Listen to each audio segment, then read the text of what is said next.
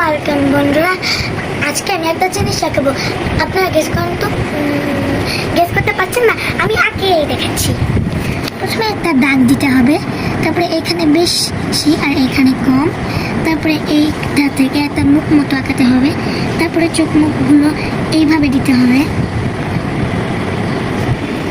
আমি একটু মেয়ে আঁকাবো। তারপরে এই চুল এখানে একটু দিতে হবে, এখানে একটু, এখান থেকে গোল দিয়ে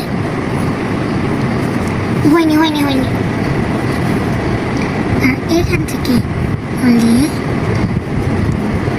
তারপরে এরকম আর এরকম হয়ে গেল আমার সুন্দর মেয়ে। আপনারা বলুন আপনাদের কাছে আমার মেয়ে আঁকানোতে কিরকম লাগছে। এবার সবাই আমাদের কমেন্টে বলে যান এবং আমাদের পেজটি ফলো করুন।